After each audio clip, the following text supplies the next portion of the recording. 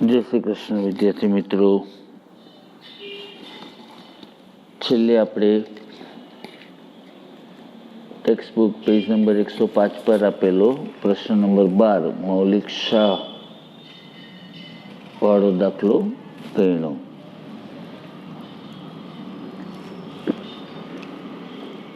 Text book page number 105 મૌલિક શાહ આ દાખલો બરાબર. બેટા, આમનો પ્રશ્ન સૌથી મહત્વનો છે. એનો એ દાખલો વારંવાર ગણવાનો પ્રયત્ન કરજો. મૌલિક શાહ વાળો આમનોના દરેક વ્યવહારને આવરી લેતો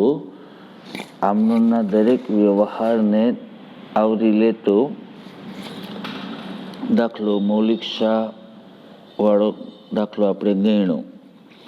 સેમ ટુ સેમ એવો જ દાખલો ટેક્સ્ટ બુકમાં પેજ નંબર 82 પર રાજવીર વાળો એક દાખલો આપેલો છે. ટેક્સ્ટ બુકમાં 82 નંબરના પેજ પર ઉદાહરણમાં રાજવીર વાળો દાખલો આપેલો છે. એ પણ મેં તમને અગાઉ ગણાવેલો છે. આ બંને દાખલામાં દીકરા ખાસ ધ્યાન રાખજો. આ બંને દાખલા, પહેલા તો ઉદાહરણનો રાજવીર વાળો દાખલો અને સ્વાધ્યાયનો પેજ નંબર 105 ઉપર આપેલો મૌલિક શાહ વાળો દાખલો 12મો પ્રશ્ન. આ બે દાખલા તમે બરાબર સમજી લ્યો, બરાબર ગણી લ્યો, એટલે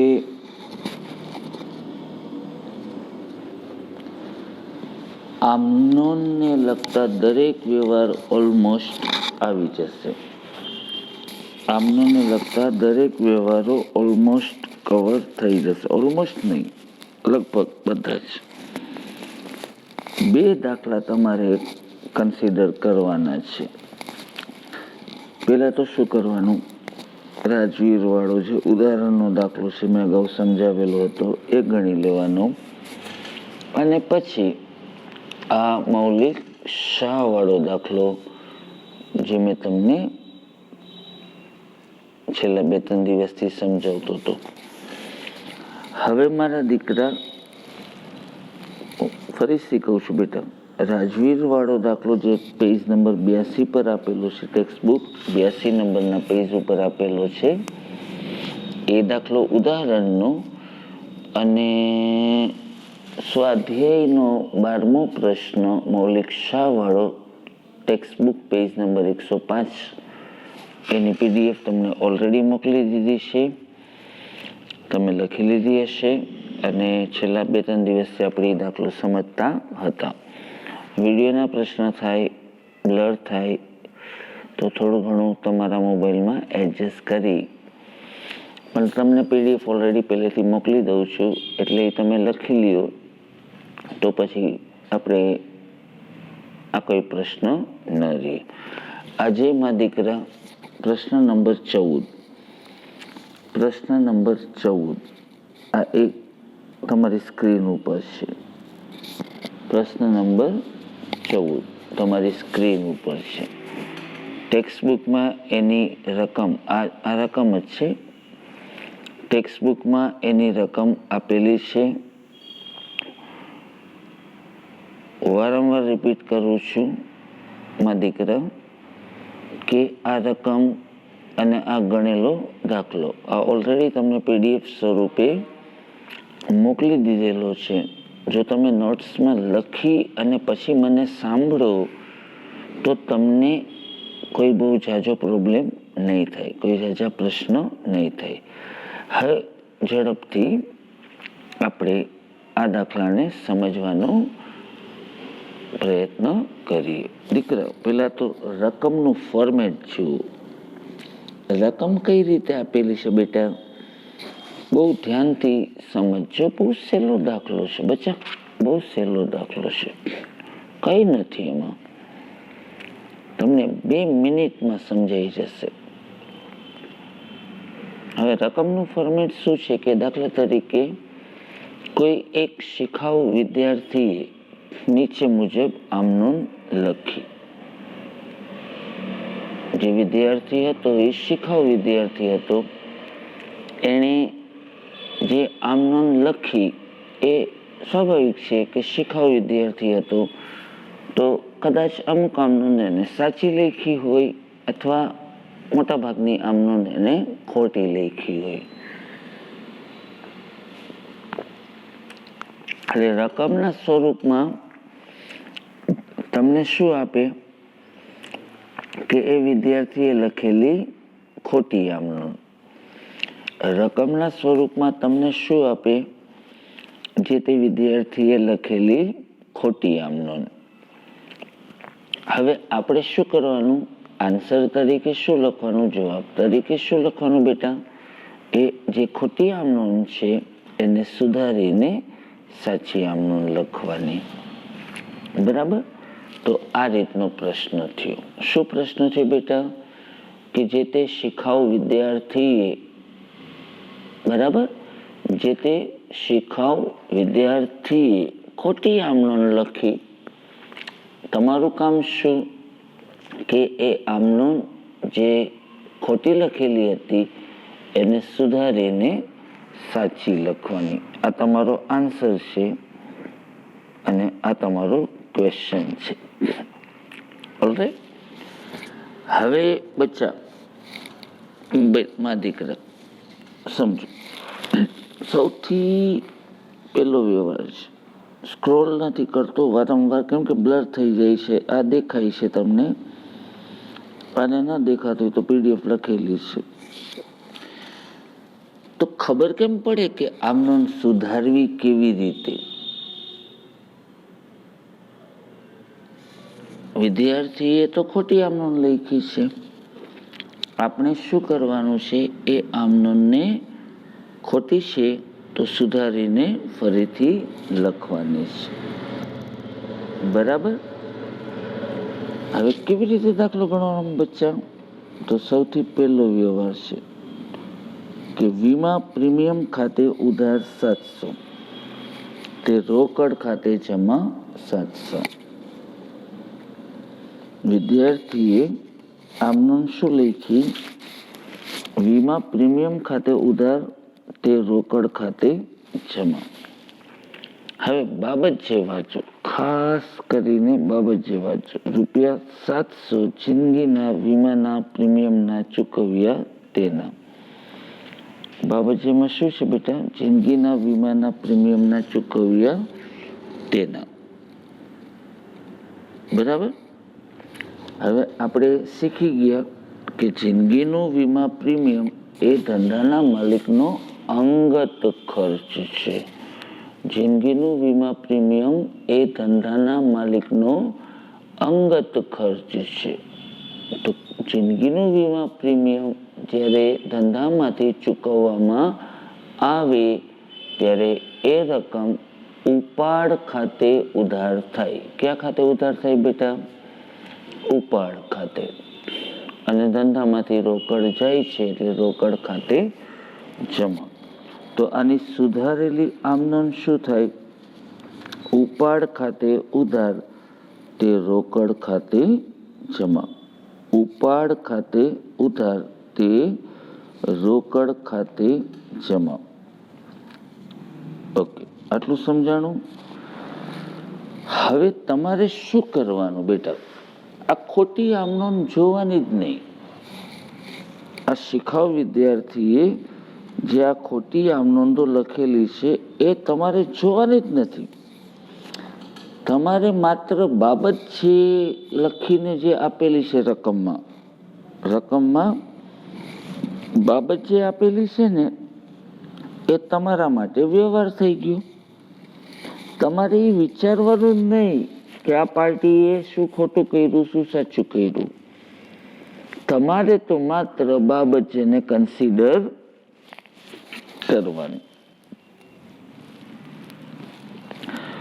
જેમ કે આ શિખાઉ વિદ્યાર્થીએ જિંદગીના વીમા પ્રીમિયમના જે ઉપાડ ખાતે ઉધારવાના હતા, ભૂલથી વીમા પ્રીમિયમ ખાતે ઉધાર્યા એવું કંઈ જોવાની જરૂર જ નથી બચ્ચા. આપણે તો એમ જ માનવાનું જે બાબત જે આપેલી છે ને બેટા એ તમારો વ્યવહાર, બાબત જે આપેલી છે ને એ તમારો દાખલો.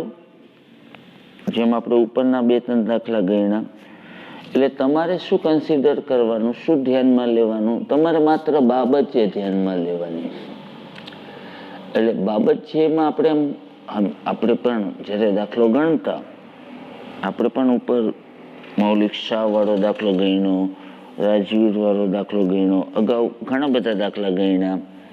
તો એ બધા દાખલામાં બેટા બાબત જેમાં આપણે શું લખતા હતા? વ્યવહાર.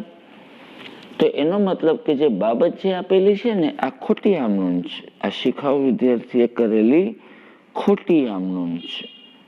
આપણે કરવાનું શું છે? એ આમનોંધને સુધારવાની છે. એણે ખોટી આમનોંધ લખી, આપણે સાચી આમનોંધ લખવાની છે. તો કેવી રીતે લખવાનું? એણે શું લખ્યું, એણે ખોટું શું લખ્યું, ક્યાં ભૂલ કરી, કેવી રીતે ખોટું લખ્યું, એ જોવાની કોઈ જરૂર નથી. આપણે માત્ર બાબત જે જોવાની. શું જોવાનું? બાબત છે. એટલે દરેકે દરેક વ્યવહારની બાબત છે એ આપણા માટે રકમ થઈ ગઈ. દરેકે દરેક વ્યવહારની બાબત છે એ આપણા માટે શું થઈ ગયું? રકમ થઈ ગઈ. સમજાણું?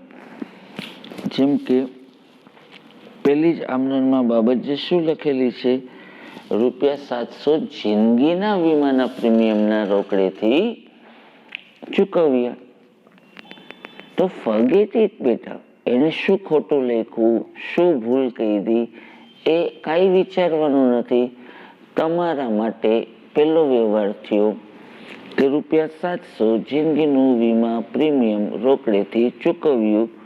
તો હવે આપણને આવડે કે જિંદગીનું વીમા પ્રીમિયમ એ ધંધાના માલિકનો અંગત ખર્ચ છે.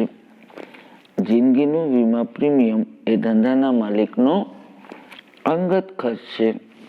એટલે ક્યાં ખાતે ઉધાર થાય? ઉપાડ ખાતે ઉધાર, અને ધંધામાંથી રોકડ જાય છે એટલે રોકડ ખાતે જમા. ક્લિયર? આ રીતે. હવે રકમ તમારી ટેક્સ્ટ બુકમાં જે આપેલી છે અને આ પીડીએફમાં પણ આપેલી છે, એ રકમ તમારી નજર સમક્ષ રાખજો. અને હવે આપણે એને સમજીએ. ઓકે, શું સમજવાનું? ફરીથી એકવાર કહી દઉં. શું સમજવાનું બેટા? કે એ રકમમાં જે આમનોંધ આપેલી છે, રકમમાં જે આ બધી આમનોંધ આપેલી છે એને કન્સિડર કરવાની જ નથી. આપણે માત્ર બાબત જેને વ્યવહાર તરીકે લેવાનો અને એ વ્યવહારની આમનોંધ લખવાની, સાચી આમનોંધ લખવાની. હવે દાખલા તરીકે 5મી તારીખનો વ્યવહાર છે. રોકડ ખાતે ઉધાર 3000 તે જય ખાતે ને અજય ખાતે. હવે એ ખબર કેમ પડે? એને ખોટું લખ્યું. તો જય પાસેથી દલાલીના 200 અને અજય પાસેથી કમિશનના 100 મળ્યા. જય પાસેથી દલાલીના કેટલા મળ્યા? 200, અને અજય પાસેથી કમિશનના કેટલા મળ્યા? 100. તો આપણે શીખી ગયા બેટા કે આવક દલાલી કેટલી મળી? 200. કમિશન કેટલું મળ્યું? 100. કુલ કેટલા મળ્યા? 300. એટલે ધંધામાં રોકડ આવે છે. કેટલી રોકડ આવે છે? 300. એટલે રોકડ ખાતે ઉધાર તે જે તે આવક ખાતે જમા થાય. એ જે 300 રૂપિયા મળ્યા એમાં 200 રૂપિયા શેના હતા? દલાલીના. 100 રૂપિયા શેના હતા? કમિશનના. તો એ દલાલી ખાતે અને કમિશન ખાતે જમા થાય, નહીં કે જે તે વ્યક્તિ ખાતે. આપણે શીખી ગયા આવક અને ખર્ચના વ્યવહારો જે તે આવક મળે તો આવક ખાતે જમા થાય, અને ખર્ચ ચૂકવો તો જે તે ખર્ચ ખાતે ઉધાર થાય. તો આની સાચી આમનોંધ શું થશે બેટા? રોકડ ખાતે ઉધાર 300, રોકડ ખાતે ઉધાર 300 તે મળેલ દલાલી ખાતે જમા 200, તે મળેલ કમિશન ખાતે જમા 100. સમજાણું? રોકડ ખાતે ઉધાર 300, તે દલાલી ખાતે જમા 200, મળેલ લખજો આગળ શબ્દ, તે મળેલ દલાલી ખાતે જમા 200, નહીં કે વ્યક્તિ ખાતે, નહીં કે જય અજય ખાતે. જય પાસેથી દલાલીના મળ્યા, અજય પાસેથી કમિશનના મળ્યા, તો એ રકમ આવક છે તો જે તે આવક ખાતે જમા થાય, વ્યક્તિ ખાતે નહીં. ખર્ચ ચૂકવ્યા હોય તો જે તે ખર્ચ ખાતે ઉધાર થાય, વ્યક્તિ ખાતે નહીં. ક્લિયર? ખોટી આમ નોંધ શું લખી હતી? રોકડ ખાતે ઉધાર તે જય અને અજય ખાતે જમા કર્યા હતા. સાચી આમ નોંધ શું થશે? રોકડ ખાતે ઉધાર તે દલાલી ખાતે મળેલ દલાલી ખાતે 200 અને મળેલ કમિશન ખાતે 100. ક્લિયર? સિમ્પલ. હવે અહીંયા ખોટી આમ નોંધ શું લખેલી છે? ખરીદ ખાતે ઉધાર તે વિવેક ખાતે જમા. આમ નોંધ લખેલી છે 7મી તારીખે, ખરીદ ખાતે ઉધાર તે વિવેક ખાતે જમા. હવે બાબત છે જોવાની, એટલે બાબત છે એ આપણા માટે રકમ થઈ ગઈ. બાબત છે એ આપણા માટે રકમ થઈ ગઈ કે વિવેક પાસેથી 5000નો માલ 10% રોકડ વટાવે રોકડેથી ખરીદ્યો. વિવેક પાસેથી 5000નો માલ 10% રોકડ વટાવે રોકડેથી ખરીદ્યો. બરાબર? એટલે 5000નો માલ 10% રોકડ વટાવ બાદ કરો એટલે 4500. બરાબર? અને રોકડેથી ખરીદ્યો એટલે આપણને 500 રૂપિયા વટાવ મળે. 500 રૂપિયા વટાવ મળે એટલે એ આપણા માટે મળેલ વટાવ થયો. એટલે ખરીદ ખાતે કુલ કેટલા ઉધાર થાય? 5000. કેટલા ઉધાર થાય? 5000. ખરીદ ખાતે કુલ કેટલા ઉધાર થાય? 5000. 7મી તારીખનો વ્યવહાર છું. ખરીદ ખાતે કુલ કેટલા ઉધાર થાય? 5000. એ પૈકી આપણે એને રોકડા કેટલા આપ્યા? 500 રૂપિયા વટાવ બાદ કરીને 4500, અને 500 રૂપિયા આપણને 10% લેખે 5000ના 10% લેખે 500 રૂપિયા વટાવ મળ્યો, તો એ જમા. એટલે તમારે સમજાય છે બેટા? સમજાય છે મારા દીકરો? તમારે એ ખોટી આમનો જોવાની જ નથી. તમારે શું જોવાનું? બાબત છે એમાં જે કઈ વિગત આપેલી છે એ સપોઝ તમારી રકમ થઈ ગઈ, એટલે આપણે 5000નો માલ 10% રોકડ વટાવે ખરીદીને રોકડા ચૂકવા, તો કેટલાનો માલ ખરીદ્યો? 5000નો. ધંધામાં કેટલાનો માલ આવે છે? 5000નો. એટલે ખરીદ ખાતે ઉધાર 5000, રોકડા કેટલા ચૂકવા? 10% રોકડ વટાવ બાદ કરીને 4500, એટલે રોકડ ખાતે જમા 4500 અને કેટલો વટાવ મળ્યો?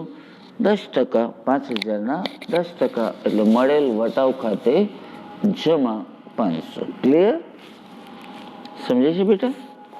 હવે જુઓ 10મી તારીખ. 10મી તારીખનો વ્યવહાર શું હતો? એને શું આમનોન લખી? આ બાળકે શું આમનોન લખી? બેંક ખાતે ઉધાર તે રોકડ ખાતે જમા. હવે ખબર કેમ પડે? તો બાબત જોવાની. હવે બાબત જુઓ તો બાબતમાં શું લખેલું છે કે બેંકે 7000નો ઓવરડ્રાફ્ટ મંજૂર કર્યો તેના. બેંકે 7000નો ઓવરડ્રાફ્ટ મંજૂર કર્યો તેના. બરાબર? એટલે એ તમારા માટે વ્યવહાર થઈ ગયો. તો બેંકે 7000નો ઓવરડ્રાફ્ટ મંજૂર કર્યો બેટા, એ વ્યવહાર કેવો કહેવાય? બિનઆર્થિક વ્યવહાર. એ વ્યવહાર કેવો કહેવાય? બિનઆર્થિક વ્યવહાર. એટલે આ ભાઈએ ખોટી આમનો લખી નાખી 10મી તારીખે કે બેંક ખાતે ઉધાર ને રોકડ ખાતે જમા. એ તમારે જોવાનું જ નથી બચ્ચા. તમારે માત્ર કેના પર કોન્સન્ટ્રેટ કરવાનું છે કે 7000નો ઓવરડ્રાફ્ટ મંજૂર કર્યો. તો આપણે અગાઉ ઘણા બધા દાખલા ગણી લીધા, બેવડિયા સરમાં પણ ગણ્યા, હા, આમનોના દાખલામાં પણ ગણ્યા. તો આ ખાલી મંજૂર કર્યો એટલે બિનઆર્થિક વ્યવહાર છે. એટલે અહીંયા તમે જુઓ 10મી તારીખે શું લખેલું છે? બિનઆર્થિક વ્યવહાર છે, નોંધ થશે નહીં. ક્લિયર? સમજે છે બેટા? આ રીતે. એટલે ઇન શોર્ટ તમારે શું કરવાનું બચ્ચા? તમારે બાબત જે ઉપર કોન્સન્ટ્રેટ કરવાનું. બાબત છે એ તમારી રકમ થઈ ગઈ, એને ઉપર આમનો સાચી લખી ખોટી લખી એમાં તમારે ઊંડા ઉતરવાનું જ નથી. માત્ર બાબત છે એ તમારી રકમ થઈ ગઈ, એ તમારા વ્યવહાર થઈ ગયા, અને એની આમનોંધ અથવા નોંધ જે કંઈ કરવાની છે એ કરવાની. હવે 11મી તારીખનું જુઓ.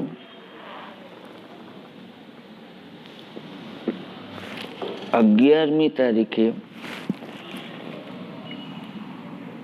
બરાબર વિવેક ખાતે ઉતાર ને ખરીદ માલ પરત ખાતે જમા, આવું કંઈક લખ્યું છે. એને ખોટું જ કર્યું છે. હવે આપણે વ્યવહાર વાંચવાનો. એટલે વ્યવહાર ક્યાંથી મળે? બાબતજીમાંથી. તો વિવેકને 20% માલ પરત કર્યો. વિવેકને કેટલાનો માલ પરત કર્યો? 20%. હવે ઉપર તમે જુઓ કે આપણે વિવેકને જે માલ વેચ્યો તો વિવેક પાસેથી આપણે જે માલ ખરીદેલો હતો એ કુલ કેટલાનો હતો? 4500નો. વેપારી વટાવ બાદ કરતા એ કેટલાનો હતો? 4500નો. એટલે વિવેક પાસેથી આપણે માલ 5000નો ખરીદ્યો હતો, પણ એને આપણને 10% વેપારી વટાવ બાદ કરી દીધો હતો. એટલે આપણા ધંધામાં એ માલ કેટલા રૂપિયાનો આવ્યો? 4500. એના 20%. બરાબર? એટલે 4500ના 20% એટલે 900 રૂપિયા થાય. બરાબર? 4500ના કેટલા ટકા? 20%. એટલે 900 રૂપિયા થાય. હવે થશે શું બેટા? કે ભૂતકાળમાં એટલે કે 7મી તારીખે જ્યારે આપણે વિવેક પાસેથી માલ લીધો હતો ત્યારે એણે આપણને 500 રૂપિયા વટાવ બાદ કરી દીધો હતો. 5000ના 500 એટલે 10%. હવે તમે સમજો, ધ્યાનથી સમજો બેટા, ધ્યાનથી સમજો કે જ્યારે આપણે વિવેકને 1000 રૂપિયાનો માલ પરત કરીએ તો એ માલની કિંમત કેટલી ગણાય? એને ઓલરેડી આપણને 10% બાદ કરી દીધા હતા. એને ઓલરેડી આપણને કેટલા બાદ કરી દીધા હતા? 10%. તો હવે તમે શું કરો છો? દાખલા તરીકે તમે 100 રૂપિયાનું કેલ્ક્યુલેટર 90 રૂપિયા લેખે, વેપારીએ તમને 100 રૂપિયાનું કેલ્ક્યુલેટર 10 રૂપિયા બાદ કરી અને 90 રૂપિયા લેખે આપ્યું હોય. હવે એ તમે કેલ્ક્યુલેટર એને પરત કરો.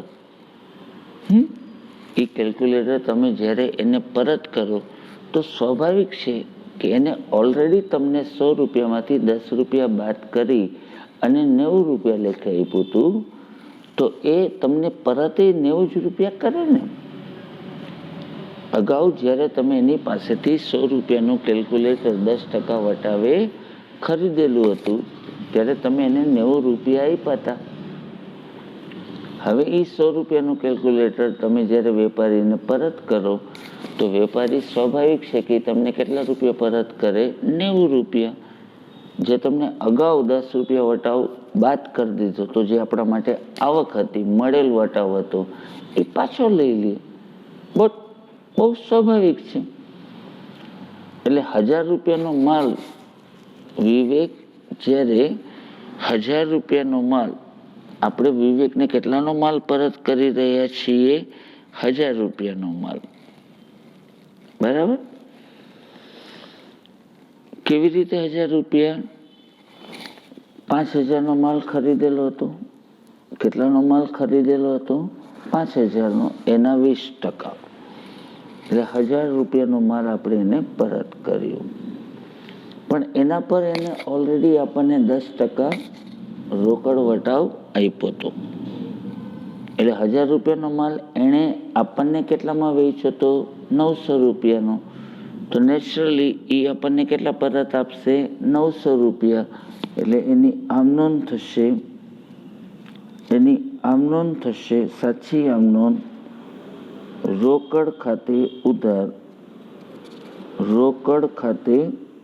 ઉધાર 900. સમજે છે બેટા? તમે વિવેક પાસેથી કેટલાનો માલ લીધો? કુલ 5000નો. એનો 20% માલ પરત કર્યો, એટલે 1000 રૂપિયાનો માલ પરત કર્યો. એણે 5000નો માલ 10% વટાવ બાદ કરીને આપણને 4500નો આપ્યો હતો, એટલે 10% તો કાપી દીધા હતા ને. હા, એટલે 1000 રૂપિયાનો માલ એને આપણને 10% કાપી નાખો 100 રૂપિયા, એટલે 900માં આપ્યો હતો. તો સ્વાભાવિક છે કે એ આપણને પરત કેટલા આપે? 900 રૂપિયા. એટલે રોકડ ખાતે ઉધાર 900, વટાવ ખાતે ઉધાર 100, તે ખરીદ માલ પરત ખાતે જમા. ધંધામાંથી 1000 રૂપિયાનો માલ ગયો, ખરીદેલો માલ પરત કર્યો, એટલે ખરીદ માલ પરત ખાતે જમા કેટલા થાય? 1000. વિવેક આપણને પાછા કેટલા આપશે? 900 રૂપિયા. શું કામ? કેમ કે 1000 રૂપિયાના માલ ઉપર એને ઓલરેડી આપણને 100 રૂપિયા વટાવ બાદ કરીને આપ્યો હતો, એટલે એ 1000 રૂપિયાના માલના કેટલા આપે? 900. મેં અમને સમજાવી એમ કે તમે 100 રૂપિયાનું કેલ્ક્યુલેટર કોઈની પાસેથી લ્યો, એ તમને 90નું આપે. હવે તમે એને પાછું આપો તો 100 પાછા આપે કે 90 જ આપે. એ રીતે સમજવાનો પ્રયત્ન કરજો. સમજાણું? એટલે અલ્ટિમેટલી એની આમ નોંધ શું થઈ બેટા? અલ્ટિમેટલી એની આમ નોંધ શું થઈ? ખરીદેલો માલ પરત કર્યો. કેટલાનો? કુલ 5000નો માલ ખરીદેલો હતો, એના 20% એટલે 1000 રૂપિયા. 1000 રૂપિયાનો માલ પરત કર્યો, એટલે 1000 રૂપિયા ખરીદ માલ પરત ખાતે જમા. વેપારી આપણને કેટલા પાછા આપશે? 900 રૂપિયા. એટલે રોકડ ખાતે ઉધાર 900. અગાઉ આપણને જે વટાવ મળ્યો તો એ પાછો દઈ દેવો પડે, એટલે વટાવ ખાતે ઉધાર 100 અને ખરીદ માલ પરત ખાતે જમા 1000. ક્લિયર?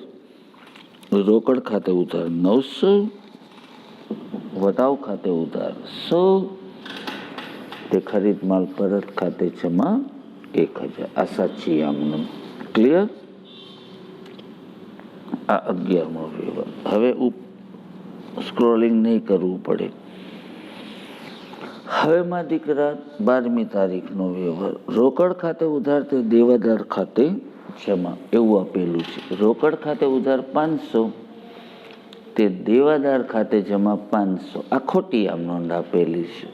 હવે તમારે બાબત જે વાંચવાની. બાબત જે વાંચો તો બાબત જેમાં શું વંચાય છે કે દેવાદાર પાસેથી ભૂતકાળમાં માંડી વાળેલ રકમ 500 મળી તેના. એટલે ભૂતકાળમાં આપણે ગાલખાત તરીકે 500 રૂપિયા માંડી વાળ્યા હતા, એ પાછા મળ્યા. તો ખરેખર શું થાય બેટા કે ધંધામાં રોકડ આવે છે. ધંધામાં રોકડ આવે છે. 12મી તારીખ ઉપર 12મી તારીખમાં રકમ છે, નીચે 12મી તારીખમાં એનો આન્સર છે. તમારે વ્યવહાર જ વાંચવાનો.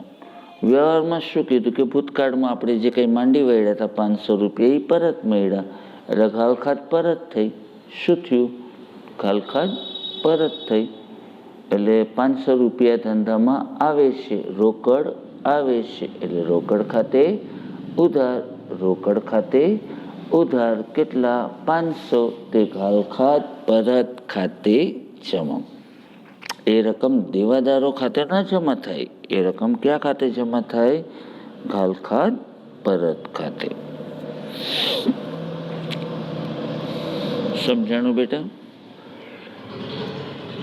તમે એમ જ વિચારો જાણે કે ગાલખાત પરતના 500 મળ્યા, તો આપણે કઈ રીતે આમ નોંધ કરતા હતા? રોકડ આવે છે એટલે રોકડ ખાતે ઉધાર અને ઘાલખાત પરત એ ધંધાની આવક છે એટલે આવક તરીકે ઘાલખાત પરત ખાતે જમા. એ સાચી આમ નોંધ થઈ ગઈ. બરાબર. ત્યારબાદ દુકાન મરામતના 500 અને ઘર મરામતના 1000 રૂપિયા રોકડા ચૂકવ્યા તેના બાબત છે.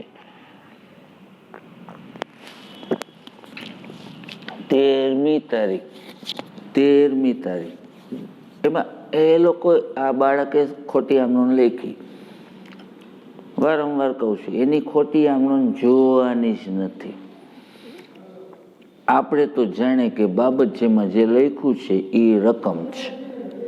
એટલે દુકાન મરામત ખર્ચ હોય તો એ દુકાન ખર્ચ ખાતે ઉધાર, અને ઘરનો જે કંઈ ખર્ચો હતો એ અંગત ખર્ચ એટલે ઉપાડ ખાતે ઉધાર. તો સાચી આમ નોંધ શું થાય?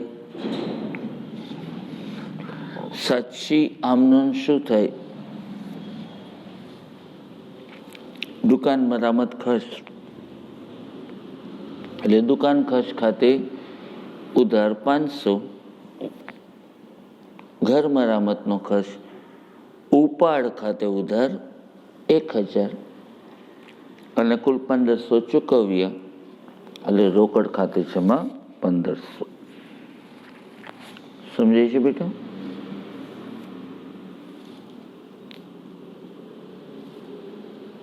ધ્યાનથી જુઓ, વચ્ચે બ્રેક રાખું છું, ધ્યાનથી જુઓ બેટા. અને હવે છેલ્લો વ્યવહાર 15મી તારીખ.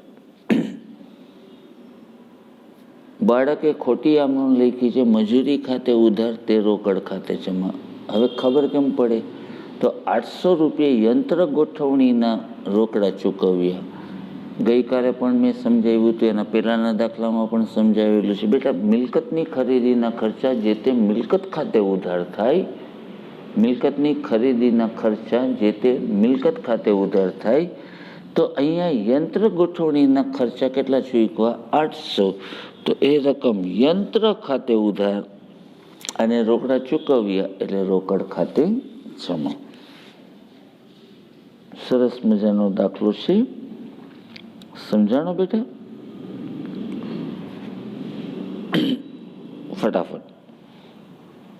વીમા પ્રીમિયમના એટલે જિંદગીના વીમા પ્રીમિયમના કેટલા રૂપિયા ચૂકવ્યા? જિંદગીના વીમા પ્રીમિયમના 700 ચૂકવ્યા. એ ધંધાના માલિકનો અંગત ખર્ચ કહેવાય એટલે ઉપાડ ખાતે ઉધાર તે રોકડ ખાતે જમા. એની સાચી આમ નોંધ. તમારે શું કરવાનું? આ દાખલો ગણવા માટે શું કરવાનું બેટા? કે આ શીખાવ વિદ્યાર્થીએ જે આમ નોંધ લખેલી છે, આ જે આમ નોંધ લખેલી છે એ ખોટી લખેલી છે. બટ બાબત જેમાં આપેલો વ્યવહાર એ વ્યવહાર એટલે તમારી રકમ એટલે તમારે સાચી આમ નોંધ લખવાની. તો જિંદગીનું વીમા પ્રીમિયમ એ ધંધાના માલિકનો અંગત ખર્ચ છે એટલે ઉપાડ ખાતે ઉધાર તે રોકડ ખાતે જમા. પછી જય અને અજય પાસેથી દલાલી ને કમિશનના મળ્યા તો એ જઈને અજય ખાતે જમા ન થાય. આવક મળે છે એટલે જે તે આવક ખાતે જમા થાય એટલે રોકડ ખાતે ઉધાર તે દલાલી ખાતે તે કમિશન ખાતે. 5000નો માલ 10% રોકડ વટાવે ખરીદ્યું એટલે ખરીદ ખાતે ઉધાર કુલ 5000 થાય. રોકડા ચૂકવ્યા 4500 તે રોકડ ખાતે જમા અને મળેલ વટાવ ખાતે 500. સમજાણું? પછી બેંક ઓવરડ્રાફ્ટ મંજૂર કર્યો તો એ બિન આર્થિક વ્યવહાર છે. પછી વિવેકને આપણે કેટલાનો માલ પરત કર્યો? 20% એટલે 1000નો માલ પરત કર્યો. પણ અગાઉ એને 10% વટાવે માલ વેચ્યો તો આપણે શું, આપણને કેટલા રૂપિયા પરત મળશે? 1000 રૂપિયાનો માલ પરત કર્યો પણ 10% વટાવે ખરીદેલો હતો એટલે 1000 રૂપિયાના માલના 10% વટાવ બાદ કરીને નેટ આપણને કેટલા મળશે? 900. એટલે રોકડ ખાતે ઉધાર 900, વટાવ ખાતે ઉધાર 100 તે ખરીદ માલ પરત ખાતે. એવી રીતે ત્યાર પછી ભૂતકાળમાં માંડી વાળેલ ઘાલખાતના 500 પરત મળ્યા તો એ રોકડ ખાતે ઉધાર અને ઘાલખાત પરત એ ધંધાની આવક છે, એટલે ઘાલખાત પરત ખાતે જમા એ સાચી આમનોંધ. દુકાન મરામતના અને ઘર મરામતના એટલે દુકાનનો ખર્ચ એ દુકાન ખર્ચ ખાતે ઉધારાય અને ઘરનો ખર્ચ એ ઉપાડ ખાતે ઉધારાય, એટલે એની સાચી આમનોંધ 13મી આમનોંધ શું થશે? મરામત ખર્ચ ખાતે ઉધાર. કેટલા? 500 દુકાનના જે હતા એ, અને ઘરના હતા એ ઉપાડ ખાતે ઉધાર અને કુલ રકમ રોકડ ખાતે જમા. યંત્ર, મિલકત વગેરેની ગોઠવણીના મજૂરીના ખર્ચા જે તે મિલકત ખાતે ઉધારાય તો એ નિયમ પ્રમાણે 500 રૂપિયા જે યંત્ર ગોઠવણીના ચૂકવ્યા, સાચી આમનોંધ શું થશે? યંત્ર ખાતે ઉધાર તે રોકડ ખાતે જમા. સમજાય છે બેટા? પીડીએફ લખીને રાખજો. આની પીડીએફ તમને અગાઉથી મોકલેલી છે બેટા. ઓડિયો વિડીયો નેટના અનેક પ્રોબ્લેમ હોય છે, તો તમારી સમક્ષ પીડીએફ જે ઓલરેડી હું તમને મોકલી દઉં છું એ લખેલી હોય, અને આ તો ખાલી એક આધાર તરીકે આછો આવે બ્લર આવે, ડોન્ટ વરી, પણ એ પેજ તમારી સમક્ષ તો હોય જ છે. ક્લિયર? આટલું થોડું જોશો માં દીકરા. હવે આમનોનો પ્રશ્ન આપણે અહીંયા પૂરો કરીએ છીએ. આમનોનું ચેપ્ટર અહીંયા આપણે પૂરું કરીએ છીએ. તમારા માટે મોસ્ટ આઈએમપી 2 દાખલા, એક રાજવીર વાળો જે ટેક્સ્ટ બુકમાં 82 નંબરના પેજ ઉપર આપેલો છે ઉદાહરણ સ્વરૂપે, અને એક આ મૌલિક શાહ વાળો દાખલો 105 નંબરના પેજ ઉપર આપેલો છે. એ 2 દાખલા તમે સરસ રીતે વ્યવસ્થિત રીતે 82 નંબરના પેજ ઉપર આપેલો રાજવીર વાળો દાખલો ઉદાહરણ સ્વરૂપે અને મૌલિક શાહ વાળો દાખલો ટેક્સ્ટ બુક 105 નંબરના પેજ ઉપર 2 દાખલા મેં તમને ગણાવેલા છે બેટા. અને કોઈ પણ મુશ્કેલી હોય તો તમે મને કોલ કરી શકો છો. અને બરાબર બેટા, બધા દાખલા લખજો, વારંવાર લખજો તો આવડશે. ઓકે.